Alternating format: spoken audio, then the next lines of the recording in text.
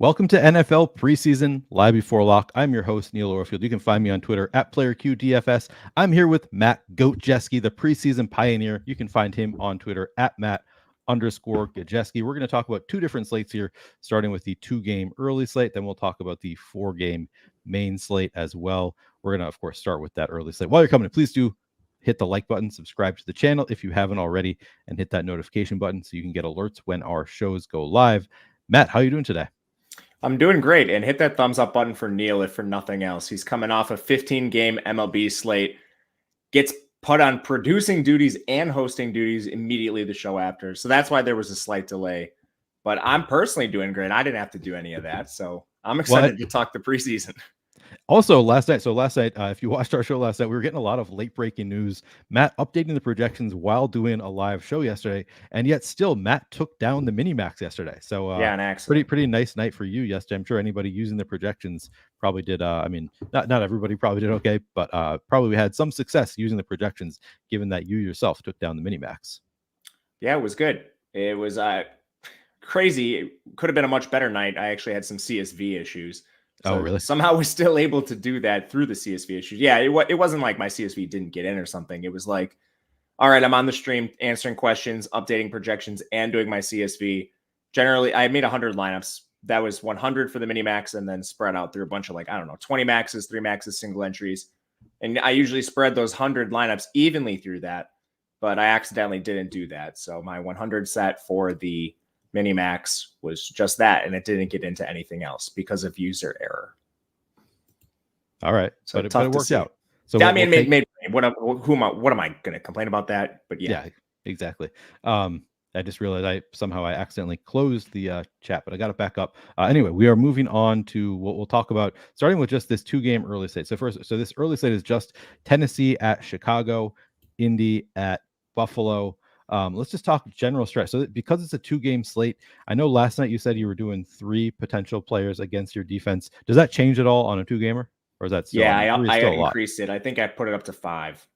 Okay, so but I looked at my lineups and I really didn't have a lot of that. Okay, there's so much diversity. It's just naturally not going to happen that much. But yeah, I increased it. And then you also last night you said that you don't require stacking in preseason DFS. I assume that is still the case on this slate. On the 2-gamer, it's just going to happen. So I don't think you need to make any rules. Good point. Yeah. All right.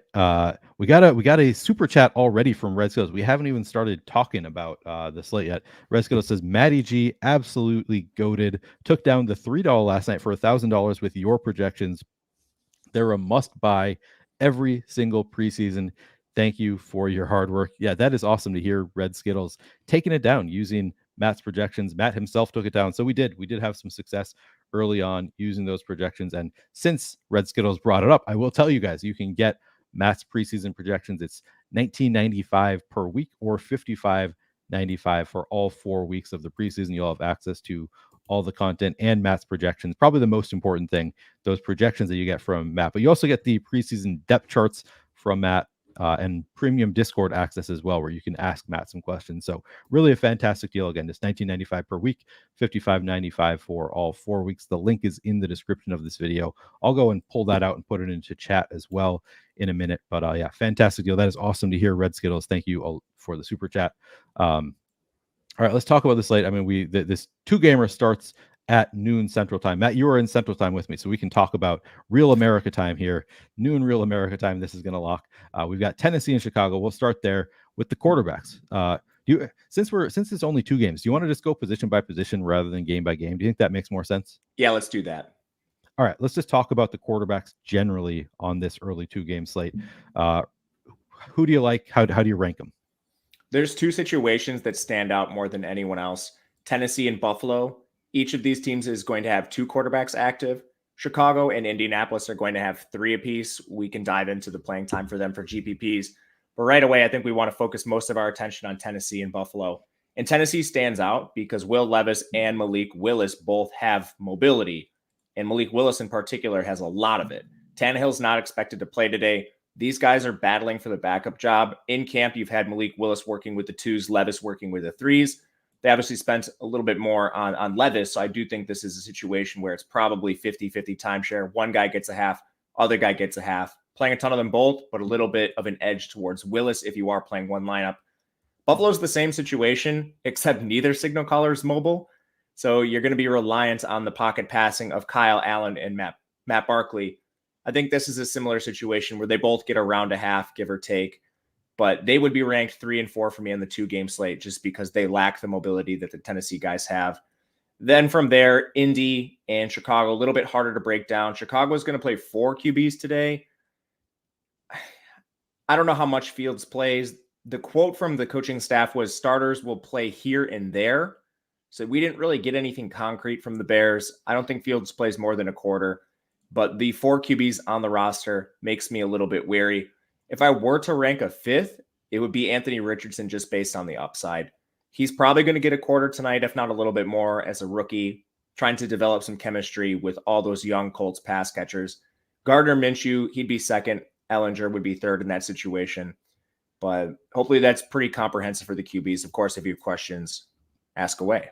So you kind of do it by QB room to some extent, at least on this slate. Like it's the Tennessee QB room, both of those quarterbacks right at the top of Q4. You start in with Malik Willis. It's like right there. Levis, I projected Levis for a little more playing time. So these guys are like neck and neck. I think Levis actually has a little bit more of a projection. He's a little bit safer, but I'm going to be playing. They're my 2 highest owned QBs. Okay. And I just pinned to chat. I saw somebody asking, Rainey was asking, how do you sign up for Matt's projections? I just put the link into chat, our preseason package. You can use that link to sign up. I pinned it to chat also, so should be easy to find for anybody who wants to check out Matt's projections depth chart, get access to that Discord with Matt. All right, we'll move on to running backs. I'm going to go ahead and I still have to upload your projections here, but I'll just throw it to you. Running backs, who do you like at the running back position for this 2-game slate? How would you rank them? Yeah, this one's going to be fun. Every single team is carrying 4. So we kind of need to dive into the tea leaves a little bit. We can't just play the projection game and see who's active with these teams. So I'll start things off. I'll kind of go room by room and then give a ranking at the end if that helps people, because I do think we want to just talk about that's a good idea. Pool. Yep. For Tennessee, you're not going to see Derrick Henry. That means Tajay Spears, Hassan Haskins, Julius Chestnut, and Jonathan Ward. The battle here is between Spears and Haskins. Haskins dealing with some legal trouble, but they're trying to figure out the RB2 and 3 in this situation. Spears is their rookie out of Tulane. I do think he plays a fair amount here. For Chicago, you're not going to see Travis Homer. He's injured. Khalil Herbert, Deontay Foreman, Roshan Johnson are all projecting to play in the regular season to some degree. Tristan Ebner's their 4. The 2 guys they're likely to evaluate most here are Roshan and Ebner. They're the 2 I have the most of. Ebner's a pass-catching back, came out of Baylor a few years ago. Roshan's the exact same thing, but a rookie out of Texas this year. They're the 2 players for Chicago I projected for the most playing time. Indianapolis is all sorts of banged up. Taylor, of course, is on PUP. Zach Moss is injured. Deion Jackson's out, and Xavier Scott actually missed practice too, which leaves Evan Hull, Kenyon Drake, Jake Funk, and they actually just signed Jason Huntley yesterday. So we're looking at 3 to 4 backs here. You want to watch this Indy game and see if Jason Huntley's even active. There's a chance he's not. And if he's inactive, you're looking at 3 backs rather than 4, which would put these Colts backs to the top. They already project really well anyway. So Evan Hull and Jake Funk are the 2 guys I would really isolate here. Hull's the rookie out of Northwestern. Incredible pass catcher. And then Jake Funk, really explosive back. He was a pass catcher at Maryland as well. Didn't play a ton because of injuries here. I think Hull is definitely the favorite to make the roster here. But Indianapolis is so injured, I'm a little worried about them just playing pure backups, because do they really want Hull to get injured at this point? I'm splitting it, but I mean, we'll see there. Sorry, you were going to say something, Neil? I forget what I was going to say, but yeah, Evan Hull you have as your top projected, but yeah, some concern there. Maybe this is what I was going to say. I was just going to mention that I did a best ball stream with Derek Brown, Debro, FFB, I think on Twitter, where he has been beating the drum for Evan Hull all offseason. I was drafting Evan Hull on a ton of best ball teams before he went to the Colts. Now I don't know what to feel about that, but he was mentioning that Evan Hull, like if you look at his profile, looks very similar to Christian McCaffrey. Like if you look at his pre-NFL profile, just like looking at the players. So a lot of comparables there, which I thought was pretty interesting. Who knows if those are the the metrics that make Christian McCaffrey, but it's at least interesting seeing how similar they were in a lot of ways. Are you at all a fan of Evan Hull as like somebody who could become a real thing in the NFL? I like Evan Hull. I would, comparing someone to Christian McCaffrey is very, very high praise. The Northwestern offense is horrible. They don't have a QB. They do not have any offensive line, and their best one got drafted this year. So essentially what would happen on every single play is their moron quarterback would drop back, be under pressure in 1.5 seconds, and just dump it off to Evan Hull. So he had a lot of receptions, and it looks awesome on paper, especially when you just plug it into all these pre-draft metrics, but it lacks a lot of context. With that said, Hull still did the work. He still tested well. He's a good size back. I mean, he could definitely do something here. We've seen worse backs do something, but I'll pause before I anoint any Northwestern player the next coming of Christian McCaffrey. Yeah, I think that's a reasonable approach to things. Emac says, Neil, they say the mind is the first thing to go. Emac making old jokes. We just did a full hour of MLB strategy show with Emac making old jokes. I mean, Emac, who is like 10 years my senior, making old jokes at me. But Alex Weaver, I wanted to also answer this question. In a single entry, would you play both Hull and Funk in the same lineup? Completely fine with that. Okay. Yeah, totally reasonable on this slate to play. It's only 2-game slate, so you got to be forced to make some unique roster constructions. So you already ranked these running backs, right? It's Hull. I forgot to do one team. I paused and I did not talk about Buffalo, but they only have 4 backs as well. Damian Harris is not going to play. James Cook, I don't think plays a ton here. Just know what they have in James Cook. That leaves Latavius Murray, Darrington Evans, and Jordan Mims. Latavius Murray's been battling Damian Harris for that number 2 role in camp. And now that Damian's hurt, I really wonder how much they want to see Latavius Murray out there. Right. We're kind of battling between 2 different things here. One, they're thin at running back. Do they want to risk injury? But their head coach also said starters are going to play a quarter with the exception of Josh Allen and Diggs. So is Latavius Murray included in that? Because James Cook is more of a pass catching back. Is he allowed to run with the second team? I'm not sure. But I do think that it provides a little bit of inherent upside for Darrington Evans later. This is a guy that could play like second through the start of the 4th quarter in mop-up duty because their 4th string back, Jordan Mims, is not making this roster. Right. Okay. So some upside in those bills as well. So how would you just give me like your top 5 running backs on this early slate? Yeah, top 5 running backs on this slate. I'm going to go Evan Hull, number 1. Roshan 2, Jake Funk 3. I think they're all very close. Darrington Evans would be 4. Tristan Ebner 5. Okay, perfect. All right, let's move on to wide receivers. Again, we're not requiring stacks. It's probably going to happen naturally a bit, but not forcing it. So we can talk about wide receivers individually. Do you want to go game by game team by team for the wide receivers, or do you want to just tell me about your favorites? Let's just touch on each team like quickly and talk about the guys we want to isolate. Sure. All right, so let's start then with Tennessee. Who do you like from Tennessee?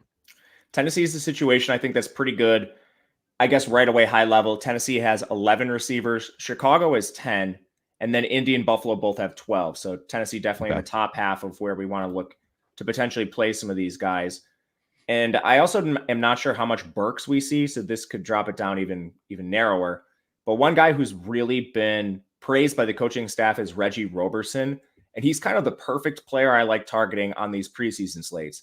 He's not projected to make this roster. When you go through and you like take the top 5-6 receivers, Roberson would be 6th if he makes it, but he's definitely got competition for this role. Guys like Mason Kinsey, Racey McMath, Chris Moore.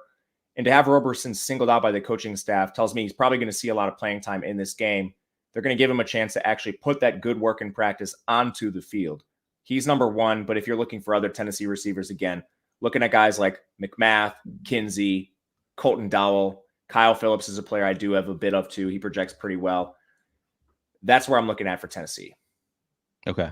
What about Chicago? I think this is the best place to target receivers. They're missing they're missing Chase Claypool, and I'm not sure how much they're going to play of Equinemius St. Brown and Dante Pettis. They both only returned to practice on Thursday. They've both been injured. And then DJ Moore and Darnell Mooney, I'm expecting to play just with Fields absolutely nothing more. They have a bunch of young players they're also evaluating. They've spent pretty good draft capital on Velus Jones and Tyler Scott within the last 2 years. Those are two players I'm expecting to play a lot of. And because Chicago's already working with fewer receivers, those are two I'm really focusing on. Scott's one of the best projected receivers for us on the slate. All right. How about Indy? Who do you like from Indy, if anybody? I think Indy's the toughest team to get to because you're going to see starters play a fair amount with Richardson. So it clouds this group a little bit.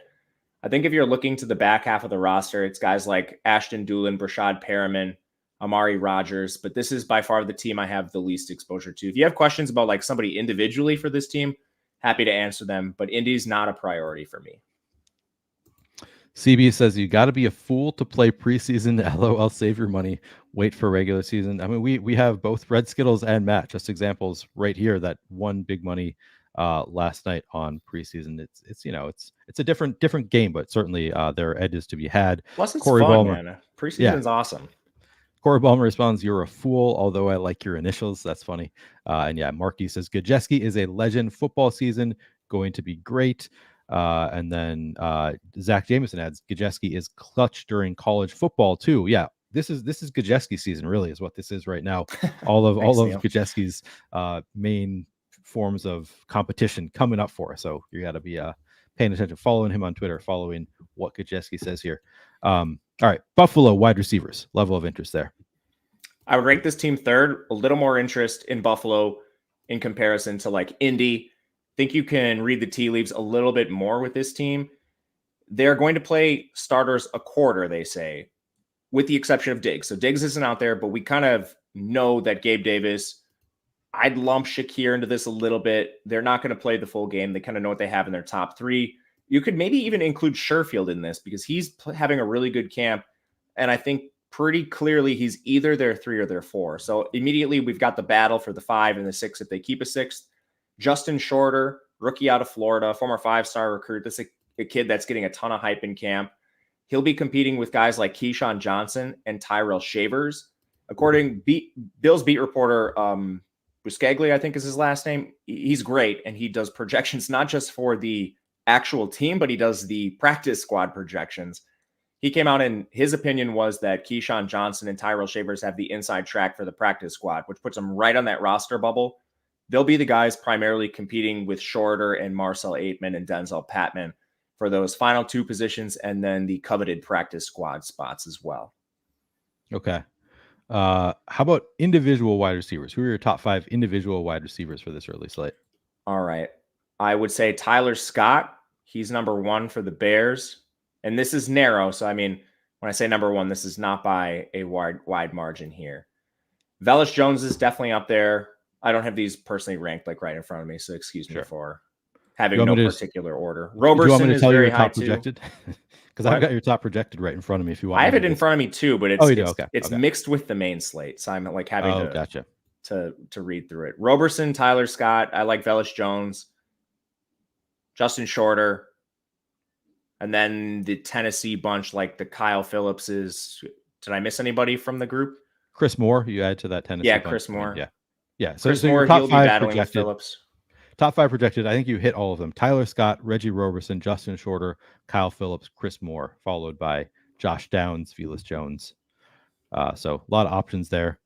Tight ends. Do you want to just lump them all together, or what's your who do you like at tight end in this early slate? Yeah, we can do that. This is terrifying today because the Colts have by far the fewest players active at tight end. If you just run projections, you're going to get a ton of Kylan Granson. And I mean, to dive into it, he'll have the most playing time today. The Colts are so injured at tight end. They don't have Mo Alley Cox, Jelani Woods, Will Mallory, Drew Ogletree. They're all gone. They just signed Ricky Seals-Jones yesterday. Granson's actually a receiving tight end out of SMU. I mean, what I'm struggling with here, Neil, is he should clearly be projected number 1, but this is such a volatile position. I think I'm going to actively try to bring down my exposure to him just because it's ridiculous how insane the tight end position is. It's so funny with preseason DFS. Like you have Kylan Granson with a projection of 2.82 is your highest projection on the slate by nearly a full fantasy point. So then everybody else after that is like really tight in that 1 point, around 1.7, that kind of range. But it's like if you just leave it at the projection, if you don't have a lot of randomness on, you're just going to get a ton of Kylan Granson when really the projections are not that far different. It's a tough game, this preseason NFL DFS stuff. So you're trying not to have 50% exposure to Kylan Granson, it sounds like. I think he's going to be more on than that. I have 42%. Okay, which seems honestly reasonable. It's a 2-game slate. Like I think he's going to be like 60% owned. Yeah, that would make sense. How would you give me your top 4 tight ends? All right, outside of Granson, just the situation's so good for him. I think the Bills are really interesting because you have a bunch of pass catching tight ends.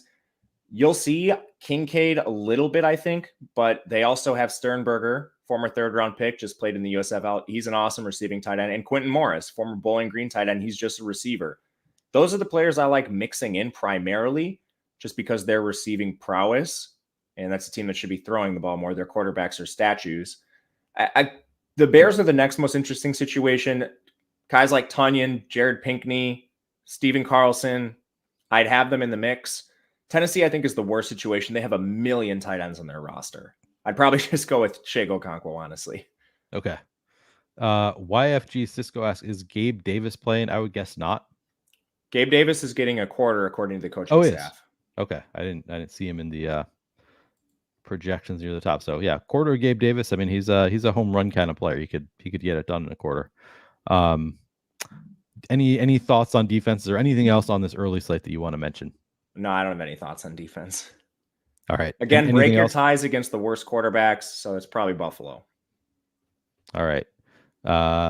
Ron Martinez says, what's Twitter? Is that X? Yeah, I'm going to keep calling it Twitter until it becomes like mainstream to call it X. Because I feel like right now, if I say go follow him on X, most people are just going to be confused by that. Like that hasn't really become a thing yet. So I'm sticking with it still Twitter. Confuses me. Still confuses me. I know that if I type in twitter.com, it'll take me to Twitter. So as long as that works, I want to keep calling it Twitter. Guitar Z-Man says, I'm going to need some flannel, close but no cigar yet. This is the shirt that I wear that people say looks like pajamas. I thought that was appropriate for doing back-to-back morning content. I'd wear my shirt that looks like pajamas to people on the stream.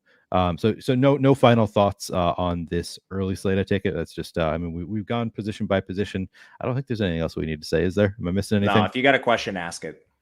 All right, then we're going to move on to the main slate. But Matt, we are sponsored by Prize Picks here. I'm actually going to, and hopefully you can read the screen, Matt, here. I'm going to pull up the preseason NFL on Prize Picks. You can mix and match, so you don't have to only play preseason NFL plays here. You can also mix in some preseason NFL with MLB. I'm guessing you haven't looked at this yet, Matt, but I wanted to just pull up some of the options on preseason NFL. I know that there are from time to time some really like inefficient lines here, so you can find some really good value on some plays in preseason NFL stuff. Can you see what's on my screen right now? And does anything jump out? I see one right away that stands out. And I haven't evaluated this. I probably should have ahead of time, but Kyle Allen under 90.5 passing yards. And we have not, I see a lot of people talking about the weather in the chat, which use that as a tiebreaker if you want. But I just project the passing yards based on the total and the line in the game. And even with that, he only projects for 80 yards. So you got about a 10-yard cushion here. And then if you think the weather is a big influence, I can't imagine it's a positive one. So that one is the biggest one. Just glancing at this, that stands out to me. Okay, so Kyle Allen taking the under on those passing yards looks really good for us. And I should note, I just put the link into chat. If you use our link, you can get your first deposit matched up to $100. So if you put $50 in, they're going to give you an additional $50 in. You have 100. You put $100 in, they're going to match that. You'll have 200. And if you're not familiar with Prize Picks, so you're given lines on a bunch of different player props. You choose as many as you want. So we'll throw that Kyle Allen one in. I'll show people how it works. We'll throw that Kyle Allen one in. Do you have any here? Let's throw over to rushing yards. Well, first of all, just looking through these quarterbacks, are there any that stand out to you as like, yeah, that I'm going to take the over on that? A lot of these are pretty high. No, the best one on the over, I think, would be Richardson, but I wouldn't take it. Okay, let's move over to rush yards. See if we can find anything else that we like. What do you think of 22.5 rush yards for Evan Hall? I'll check the projection, but right away it stands out as a pretty good one. I think he gets a lot of work. Yeah, so we have him at 24, so not too much there. All right, let's see if we have anybody else. That's fine. Yeah, we could throw that one. I mean, we're kind of using it as an example anyway. Who was the 33 in the bottom? 33. Rico Dowdle. Yeah, that's one I would go under. All right, so we've got 3 good bets right away. I'll throw it at receiving yards to see if anything stands out right away to you. We're only getting a quarter of Gabe Davis, but the line is only 16.5. Yeah, I don't know. Velas at 21.5. Velas, we have Velus Jones at. Let me see. Sorry, I should have organized this a little better. No, I didn't warn you ahead of time. I have him at 12 just for the yards. record. Yeah, okay, Velas. So we would take the under on Velas. So let's say we do these. You can take. Oh, we're doing 5. Let's go. Oh, you want to do one more? Wait, I don't care. You looked like you were going for the full 5. Yeah, let's go for the full 5 as long as we're here. Do you see any others that you like? Do you like Khalil Shakir over 17.5? No, I generally unders are pretty good on preseason. Scroll down a little bit. Yeah, I think an under on a guy like Kevin Austin would be really good. Jacksonville has a million receivers. They have like 13 active today, even though he is getting hyped and he went to Notre Dame, and I love Notre Dame. Wait, can we do 6 or is that too many? So you can do up to 6. Do you have any thoughts on Jalen Brooks? He's getting a lot of hype in camp, but all right, yeah. So you can do up to 6. Yeah. So you just they give you all these player lines. You take the more or the less on each, and then you get paid out accordingly. So let's see, where do they have the payout structure? I thought they showed it somewhere. But you can win up to 25 extra entries. So if you make 6 picks and you get them all right, you can get 25 extra entries. So you put $20 in, you're going to win $500. If you only get 5 out of 6 right, you're going to still double your money. And if you get 4 out of 6 right, you lose a little bit of money, but you still get some money back. So you don't need to necessarily get all 6 out of 6 right on Prize Picks. Really cool. Check it out if you have not already checked it out. And again, I put the link into chat. If you use that link, you're going to get your first deposit matched up to $100. Really cool. Finding some nice props here in the preseason streets. And of course, you can mix in MLB bets, whatever else, if you want to as well. All right. We should move on, Matt, to the main slate. So we did the early slate. I'm going to, starting at 3 o'clock Real America time, 4 o'clock Eastern. We do have a main slate as well. You want to go game by game or position by position? How would you prefer? What do you think is easier for you to organize? I don't care. All right. In that position by position probably is better. It does seem easier to just go position by position. So let's do that. Let's start with some quarterbacks. Who do you like at quarterback? And then I'll at the end, let's go, just starting with quarterbacks. And then at the end, I'll have you rank your top 5. All right. The Jets, the Cowboys, and the Chargers should all be running 2 quarterbacks out there. The rest of the teams have 3. So immediately you want to start there. I'll begin with the Jets. This is a fun situation to target. Rodgers isn't going to play. Streveler went on injured reserve. That leaves Zach Wilson and Tim Boyle. Zach Wilson got a ton of reps in the Hall of Fame game. They're just trotting him out there, trying to get him reps and develop him. I think he's very clearly the 2 over Boyle, but that doesn't really seem to matter. I think he gets a half, if not more. He's got a little bit of rushing equity, nothing crazy, but I think Zach Wilson should be ahead of Boyle for that situation. Then you go down to Dallas. Mike McCarthy's not going to tell you what he's going to do, but you read the tea leaves with all the beat reporters. None of them think Dak is going to play. That leaves Cooper Rush and Will Grier. Neither of these guys are particularly dynamic. It's just a very narrow situation, so I think they should be in your player pool. But the other team, the Chargers, is particularly exciting, where you've got Easton Stick and Max Duggan. I think the split here is probably pretty even. You've got a backup quarterback competition here. Duggan's a rookie out of TCU, awesome mobility. We'll see what he can do with an NFL defense on the other side. But when I'm ranking these signal callers between these 3 teams, I would go Duggan 1, Zach Wilson 2, and then probably like a Grier number 3. All the other situations with 3 quarterbacks are kind of difficult to get into. With Carolina, you got Bryce Young starting. He's going to play a decent amount here. The one thing the coaching staff did say in Carolina is that Matt Corral is going to get force-fed opportunities in the second half. They're going to sit Andy Dalton for this game, just know what he has, and see what Matt Corral could do. So he's kind of the wild card for these teams that have 3 active signal callers. We have Corral projected for similar playing time to like the Zach Wilson and the Duggans, the guys in situations with just 2 quarterbacks. So that's the last one I really like. From there, it's pretty dicey. If you made me pick another quarterback, it'd probably be like Stetson Bennett or something from the Rams. Okay, so just one more time. I know you kind of ranked your top 3 early. Can you just give me your top 5 in order quarterbacks here? All right, top 5. I'm going to put Duggan 1, Corral 2, Wilson 3, Greer 4, and then I don't really have a 5th. I think there's a gap. That's a fine answer in my opinion. You just play those 4. All right, moving on to running backs. Who do you like at the running back position? Philadelphia is going to be pretty thin today, and that's largely just based on their own decisions.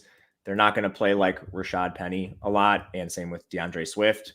I also think Kenny Gainwell gets this treatment too, which leaves Boston Scott, Trey Sermon, and Kennedy Brooks. They already know what they have in Boston Scott, and beat reporters have been very vocal about the battle between Sermon and Brooks. There were some reports this morning. Shout out, my buddy Jake sent them over to me, so got some late news from the beats, thinking Kennedy Brooks probably gets a little more work than Sermon in the preseason, just a little lower on the depth chart. Hasn't had quite as good of a camp as Sermon. We'll play them both, but I'm giving Kennedy Brooks a slight edge over Sermon right now. And that's the narrowest situation by far. 3 backs there. You have a bunch of teams with 4 after that. So this is where it kind of gets tricky to evaluate. Carolina, I think the guy that sees the most work here is Raheem Blackshear. Chuba Hubbard's been on the roster. I think he's pretty clearly the backup in this situation. It's not too exciting, but Blackshear, he's a former receiver. This is a guy that has really good pass catching ability, came out of Rutgers and went to Virginia Tech for a year. And then some of the other situations, Jacksonville's got 5 backs. I'm not touching anyone from them. Dallas has 4, which is pretty interesting. No Tony Pollard for them today. I think you can look to players like Deuce Vaughn. Dowdle is somewhat interesting in my opinion, but I think this could be somewhat narrower than people think because their 4th back, Hunter Lepke, is kind of a fullback. You guys remember Mike Tolbert very well. He's built like, he doesn't look like Mike Tolbert. This is a massive like goal line back though. So my question is like, how much do they use Hunter Lepke in like normal between the 20s work? Like maybe he gets 1 carry or 2 carries and falls in the end zone, but there's a chance this could be narrower than we think with Deuce Vaughn, Rico Dowdle, and Malik Davis. Baltimore, 4 backs here. No Gus Edwards, no Dobbins. I think that leaves a lot of room for Keaton Mitchell because your backups are Justice Hill and Melvin Gordon. I think Gordon's going to get cut. Justice Hill, they're kind of looking for a guy that can be a little more dynamic than him. Keaton Mitchell came out of East Carolina, good pass catching back. He's good there. The Chargers and the Rams. The Chargers aren't as interesting to me because you have Spiller and Joshua Kelly's still battling for that RB2 job. They'll carry a fair amount when they have decent players in, and then you're going to see like Larry Roundtree cleaning it up. The Rams are somewhat interesting. I do like Zach Evans. I think he plays quite a bit for this team. I don't know how much like Kyron Williams we see. Cam Akers definitely not going to play. And then their backups like Ronnie Rivers and Royce Freeman, these guys are going to get cut. So Evans would be the most interesting of that group. And I think that's every team, at least briefly. Okay. Top 5. Oh, I missed the Jets. Sorry. Oh. Excuse me. I just looked at my rankings and realized I didn't even say Israel Abanaconda's name. Oh, yeah. Excuse me. He's awesome. I know. We can't forget Abanaconda, especially after he had the awesome Hall of Fame game. That's still a pretty narrow situation. We're not going to see Breece Hall. They're not playing a lot of their starters. So Zonovan Knight and Michael Carter, if they play, it's going to be briefly. That leaves 3 guys, Abanaconda, Dye, Crockett. Abanaconda is awesome, ran in the 4.4s at his pro day. He's massive, 5'11", 215. He should firmly be in the top 5. And sorry to Abanaconda, I can't leave him out the top 5. All right. Did you do your whole 5 right now? No, I didn't. I wanted to talk the Jets because I forgot to do it. Sure. All right. Tell me about your top 5 here. All right. In no particular order, these guys are all extremely close in projection, like a 1/10 of a point. I would rank them Abanaconda, Kennedy Brooks, Zach Evans, Trey Sermon, Keaton Mitchell. Corey Ballmer asking for an early slate. So for the early 2-game slate, who would you rather have, a running back or a wide receiver in your flex? Running back. Okay, so running back in your flex. That's it. See, I always struggle with those questions. Like it's usually like, well, whoever ends up like projects better in that lineup, I'm fine with whatever. But it's a little bit different with preseason. Like this is one of those situations where you're just taking like, is it more projectable running backs in general? Yeah, there's so many receivers on these rosters. Running backs almost 100% of the time project for more points. Okay, perfect. Well, that makes it easy. All right, wide receivers. Tell me about who you like. I see 3 of your top 4 projected wide receivers all on the Jets. But let's just break it down for me. Who do you like at wide receiver today? Yeah, the Jets could have as few as like 6 bodies out there. That just Wow. comes to their preseason approach. Beat reporters speculate, and I agree with this, that you don't see Garrett Wilson, Alan Lazard, Corey Davis, Miko Hardman, or Randall Cobb. That leaves Irvin Charles, Brownlee, Taylor, Erickson, Luther, Knapp, and Gibson. If all of them are healthy, that's 7 guys. So we can look at the snaps from the Hall of Fame game. Xavier Gibson played the most, but I do think you're going to see a little more Brownlee again here. He was up there in the top 3 in terms of snaps, got some targets. He's the guy that's been ascending the depth chart, completely fine with Brownlee, but a lot of these guys project fairly well because it's so narrow. Brownlee would be 1. I think Gibson probably 2, just how much they used him in the first game. I would go with like an Irving Charles or an Alex Erickson to round that out. The Jets are very narrow. Okay. Who else do you like at wide receiver today? Just generally, just open it up to all the team. Or should we go game by game? Is that easier to talk about wide receiver rooms? No, I think because most of these teams, so to kind of break it down, you have the narrowest group is the Jets. The second narrowest is the Rams. They have 8 receivers. Then you have 9 receivers for Dallas, Philly, Baltimore. I think those are good spots to target. Carolina and Jacksonville have 10. I think you could take shots with a couple guys, which we'll get into. The Rams have 11. They have the most, which is kind of surprising. They're taking a different preseason approach this year. So to kind of just go game by game, Carolina, some interest in this group. Not quite as much, though. The players I want the most are Shi Smith and Josh Van. Some players getting hyped for this team. I don't think Van makes the team, but Shi Smith should have the early track to be their wide receiver 6, behind Mingo, behind Marshall, behind Chenault. So they're interesting. Smith came out of South Carolina. He'd be the guy I look to there. Jacksonville has the most receivers active today. Kevin Austin, although we put his under in on the underdog plays, I would look to probably avoid this situation entirely, just the sheer number of bodies in this group. If I were playing one, it would be Kevin Austin. If you're getting really deep, Seth Williams came out of Auburn a few years ago. Dallas is pretty interesting. You have players in clear roles. Like, we're not going to see any of the top 3, Lamb, Cooks, Gallup. Tolbert's their wide receiver 4 pretty clearly right now. And Mike McCarthy did come out and have a few interesting quotes. Like, one, Kevontae Turpin's not returning in this preseason. And he said that's nothing that Kevontae Turpin did wrong. They know he can do it. They know he's their starter. They want to see if he can actually rotate in for some gadget stuff. So he'll be playing exclusively wide receiver, getting a fair amount of snaps. Jalen Brooks is a guy getting a lot of hype for this team. He's pushing players like Turpin and Simi Fehoko for who's going to end up on the back end of this roster. Jalen Cropper is another name to mention here. Dallas is semi-thin. You can target any of those guys. Philly, semi-thin too. A.J. Brown, Devontae Smith not going to play. You've got a bunch of guys who've been hurt. Deion Kane, Devon Allen. Devon Allen did return. He probably plays, but to what capacity? Joseph Nada is a player getting a lot of hype for this team. Rookie out of Clemson. He'll be battling players like Britton Covey and Greg Ward, Tyree Cleveland. Comfortable with any of them, but to put one at the top, it would be Nada. Baltimore, they have a bit more players on the field than some other teams. Largely looking at Tylan Wallace versus Laquan Treadwell and Shamar Bridges. A little bit of James Prochet in there. That would be the top 4 I go to. Chargers, this group has a somewhat projectable wide receiver core. Darius Davis, Keelan Doss. Those are the 2 I'm looking at primarily. I think Quentin Johnson gets the Jordan Addison treatment where he plays a little bit, probably targeted on those, but is that enough? I think in particular, Darius Davis is the most interesting. He's a field stretcher, came out of TCU, elite speed, and the Chargers generally have one of their receivers occupy that role, at least situationally during the year. So I think they're kind of testing him out, see if he can do it. Lastly, the Rams, Puka Nacua, early standout in camp, rookie out of BYU, incredibly productive there. He'll be battling guys like Demarcus Robinson, Tutu Atwell, Lance McCutcheon. You also had the coach come out and say they're going to play Austin Trammell and Xavier Smith a lot for what that's worth. So those are kind of the breakdowns for each position. Do you want to rank them again? Yeah, let's do your top 5 wide receivers. Oh, baby, this is going to be tough. Okay, how about this?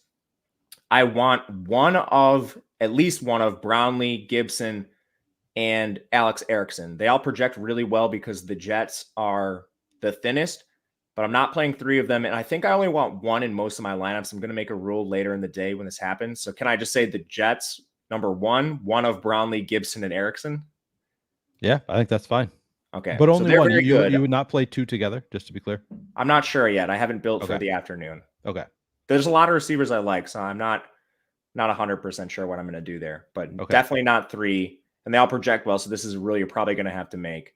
Anyway, once you get beyond the Jets, I think Puka Nacua, very good here for the Rams. Joseph Nada, very good for the Eagles. The Chargers, still interested in Keelan Doss. And then you have Darius Davis projected up there as well. Did I miss him? Right. Darius Davis, yeah, I did miss him. Excuse me, I jumped right over him. Yeah, I have a preference to Davis over Doss, but okay, close. Thank you for catching that. Yeah, no problem. You're the man. So we got our 5 there. All right. Tight ends. I guess we should do that. I want to somebody just brought up in chat, a couple people brought up in chat that on FanDuel we actually have that Jets game on the early slate. For some reason it's showing up there. So we will come back and add those rankings in for FanDuel if you think you could do that. But let's cover tight ends real quick first on this main slate. Who do you like for tight ends on this 4-game main slate? Oh man, Charlie Kolar, pride of Iowa State. He's one I love, especially because that tight end room is so narrow. Basically, you've got 4 on the roster, and one of them is Mark Andrews. Another one is Isaiah Likely, who's basically getting starter treatment. If he plays, I think it's going to be seldom. That leaves just Charlie Kolar and Travis Vokolek, who's basically a 6th lineman. So, I mean, this could be the parting of the seas for Charlie Kolar in the preseason. Every time we talk about tight ends that have really good roles, I get super nervous because of the volatility. Same thing with Granson on the early slate. But man, Charlie Kolar projects for a monstrous role tonight. Watch him just come out and bite me because of it. All right. So Charlie Kolar, clearly the number 1 with a bullet. Zach Kuntz, you have number 2. Who else do you like at tight end on this main slate? Yeah, like Kuntz, he's the big Old Dominion tight end, 6'7", ran in the 4.5s. Plays for the Jets. He led them in snaps. Didn't really amount to much production in the Hall of Fame game, but I don't see this really changing. And again, it's tight end. If they catch a touchdown, you're going to be sitting pretty. If they don't, you hope the rest of your roster can make up for it. So Kuntz is up there. Hunter Kampmoyer, the Chargers are pretty thin here. I don't think you see Gerald Everett or Donald Parham. That's exactly what they did last year. Kampmoyer led the team in snaps at the position. Trey McKitty's a blocker. Stone Smart is a converted quarterback to the position. And Michael Ezeki is a rookie out of UCLA who's been hurt and hasn't had his status updated. He may or may not play. So this could lead a lot of snaps. Kampmoyer's direction, whether he can produce or not, we'll see. But he's up there. Otherwise, it gets pretty dicey beyond that. Those are very clearly the top 3. Some interest in a guy like Brenton Strange, rookie out of Penn State for Jacksonville. Bryson Hopkins, a receiving threat for Los Angeles. He occupies that move tight end back when Everett was on the team. It's pretty dicey after this. Okay. So sorry, can you go over your top 3 just one more time for a tight end? Charlie Kolar for Baltimore, clearly number 1. 2 and 3, I think, is somewhat interchangeable between Zach Kuntz for the Jets and Hunter Kampmoyer for the Chargers. And then if I were to rank a 4th and a 5th, I would include Brenton Strange and Bryson Hopkins. I think those are the next 2 I'd go to. I know Hurst is pretty decently ranked for us, but little less certainty with his playing time. Okay. And are you playing on FanDuel at all? No. Okay, so this is going to be a little bit of a difficult exercise to include the Jets game on. Well, they all have the same salary, so hopefully we could do it pretty quickly. That's a good point. Yeah, if they all have the same salaries, it's kind of the same for. So it's just like if you were on the DraftKings slate, except that you have. I mean, I guess it's slightly different scoring, but so the early FanDuel slate is 3 games instead of 2 like it is on DraftKings. So we've got Tennessee, Chicago, Indy, Buffalo, New York at Carolina. So just redoing the rankings for those 3 games. If you include those 3 games, how would you rank the quarterbacks? I would go Zach Wilson, probably number 1. Just the time is narrow. I don't know. It's tough between Zach Wilson, Malik Willis, and Levis. I think those are your top 3 at that point, if that makes sense. Okay. Nope. I think that makes sense. let's do the same thing for running backs. Top 3 running backs for that 3-game slate. I would include Abanaconda into the Evan Hull and the Jake Funk sort of range. Abanaconda would be right up there with the 2 Indianapolis backs. Darrington Evans, somewhat involved. Roshan, they'd be just behind. Okay. Wide receivers for the 3-game FanDuel early slate. I would just bump the Jets up to the top. They're the narrowest on the entire slate. So your Brownlees, your Gibsons, players like that. Okay. Does it change anything for tight end? No, luckily. Well, Kuntz would be pretty decent. Yeah, I think Kuntz would actually come up there with Granson. So we have a debate now. It's not just Granson or bust. All right. So I hope that sufficiently covers your FanDuel question there for those of you who wanted to talk about the 3-game slate on FanDuel. We also got a question. Ron Martinez says, "Can we have some quick thoughts on the late slate?" It's overlapping with the main slate. So it's the 2-game late slate is just 2 of the same games from the main slate. So we've already been over all of the players and all the the rooms there for that slate. But should we just rank it for that 2-game late slate for people who aren't going to be able to start playing until 6:00 real America time for that final Philly, Baltimore, Chargers, and Rams? If we're just working with those 2 games, who are your top 2 quarterbacks there? Duggan and Stick. Duggan and Easton Stick. All right, so those are your top 2 for that one. Running back, same question. Running back. So that's the Philly, Baltimore, LA game, correct? Yes. Yep. Okay, Kennedy Brooks and Trey Sermon. Sorry, I just wanted to make sure I'm not saying the wrong thing. Those are the top 2 for sure. 3, I would put Zach Evans. 4, 3 and 4, I would do Keaton Mitchell and Zach Evans. I would rank the Philly backs ahead of them, though. So that 2 Philly backs would be 1, 2, not much separating them. Brooks a little ahead of Sermon. And then Keaton Mitchell for Baltimore and Zach Evans for the Rams would be 3 and 4. Not much separating those 2. All right. Top 5 wide receivers for that 2-game. Oh, man.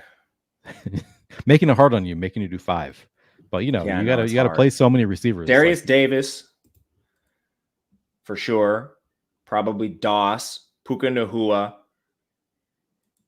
Nada for Philly, and maybe like a Tylan Wallace. Okay. Tight end is easy. Kohler and Camp Moyer. And then I don't care about anyone else. Bryson Hopkins. Easy peasy. All right. Bill Ballou asked about defense. So our general thoughts, as I recall from the conversation we had last night, is it's impossible to predict defenses in preseason DFS, and you're willing to play players against your defense. So really, it's hard to have a great conversation about defense. I think you said earlier, Matt, though, that you want to play defenses that are playing against bad quarterbacks. So with that in mind, are there any defenses that do stand out to you as being a little bit more likely to put up a big score than others? Yeah, for sure. So my approach with defense is to just spread them as evenly as possible. I turn randomness up in Fantasy Cruncher, play what I get, and you're going to see bad quarterback play for most of these teams, but you can break some ties. So if you're running one lineup or something, or say you're doing 3 to 5, I do think you can play the defense versus the worst quarterbacks game. So today, I think you're looking at some pretty bad quarterback play in Dallas. You're going to see Cooper Rush and Will Grier. That's not going to exactly be the prettiest. I think after that, I'm probably looking at Jacksonville to play against Jacksonville. Just you're not going to see a lot of the starters there. But yeah, I think the worst offense you're going to see today is probably Dallas. Sam Van Dam asked, Ravens defense edge because of their record. Is that a thing? Like Harbaugh's undefeated in the preseason, something like that. Is that right? So are they gonna like maybe try a little bit harder? Like seems like are they trying to keep that record going? Does that do anything for you? Yeah, I think so. And I mean, they're playing Philly. The quarterback situation for Philly's not the best. We're talking behind Hurts, of course. Hurts rules. Yeah. But I mean, Mariota, Ian Book, and Tanner McKee. Mariota, I mean, he's a pretty high level backup. Right. Ian Book sucks. Tanner McKee's a rookie. So hopefully if you're playing that angle, you just hope you don't get a ton of Mariota. Yeah, Ian Book, I remember coming in. He was really bad in the game that I remember watching him last year. I know.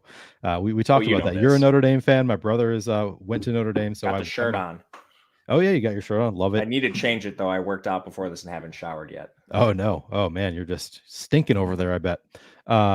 Is Huntley going to play? Slayer Okays asks. Yeah, I think so, but I don't think he's going to play a ton. I don't think that matters. They have Anthony Brown as their 3, who's it's funny. Lamar is kind of has the Huntley clone. Huntley's clone is Anthony Brown. They basically just have the same backup with decreasing levels of skill in each one of the players. Baltimore's pretty funny that way. Nice. I want to give a shout out to Emac because he saw that I did not have a lot of time between shows to like send out a tweet or anything like that. So Emac tweeted it out for us. He went ahead and he gets nothing out of doing this. He just does it out of the goodness of his heart. He tweeted out for us that we were going live on the show. So I want to give a quick shout out to Emac. We are getting to the end of the show. I think we've talked about all of the like individual plays that we needed to talk about on this slate. I guess I'll ask you one more question, Matt, though. So we talked about on the early slate, you were willing to turn it up to, I think you said 5 players against your defense on that 2 game Yeah, I just slate. maxed it out. What about this 4-game slate? Is it still back to 3? Yeah, that's what I used yesterday. I think I'm going to keep the same. I didn't build for that slate yet, but that's my guess is what I'm going to do. Okay, worked out for you yesterday. Jack Space Cough has best spot for leverage today. I think the tight ends, if you find the guy that scores, it's going to be awesome. So I guess you probably want some options, not just me telling you to play random tight ends. You could look to like Kenny Yeboah for New York off of the Kuntz. I mean, Davis Allen off the Bryson Hopkins for the Rams. Those are options. Otherwise, look to your running backs. These are fluid situations. Last night, part of the reason I ended up winning was because I played a lot of Wilson for Green Bay, and everyone was playing Tyler Goodson and Patrick Taylor. So if you look to the third stringers that people aren't getting to as much, they project pretty well. It's just similar to like tight end. Jake Funk and Evan Hall might project for 5 points, and then Kenyon Drake projects for 4. If you're just running Cruncher and Optimals, you're going to get a ton of Hall and Funk. You might not get much Drake, but there's really not that much that separates them. So that's another spot I like looking for leverage. Look for your good third strings. I just used Drake as an example. So take a look at the depth charts. Find some guys that might be in a few more muddled situations. Dallas stands out as one of those to me because of Deuce Vaughn, his popularity, but Rico Dowdle and Malik Davis are talented backs. Man, the bots are out in chat today. I'm having to hide over and over. Just these bots are wanting to take up our chat. But we made it to the end of the show. Matt, do you have any final thoughts for people on? I mean, we're at noon now, Central Time, so the slate has locked for the early slate. Do you have any final thoughts for the afternoon slate? Yeah, you guys can always reach out to me on Twitter if you have questions. We don't have any additional shows, but if there's late news or something, I'll tweet it out. And if you have individual questions, just reach out at Matt_Gajewski. Otherwise, only other thing is just want to thank everybody for being here for preseason football. It's a pleasure doing this. I love it, and I appreciate you all. So thank you. Yeah, love that we have an audience for preseason NFL is pretty incredible, but speaks to how good of a job Gajewski here does that we have an audience because people have had a lot of success using this stuff. Again, you can sign up for our preseason package. I pinned it in chat. Should be in the description of this video if you're watching later. But thank you guys really for hanging out with us. Hit that like button if you haven't done so already. Thanks for watching and good luck today, guys.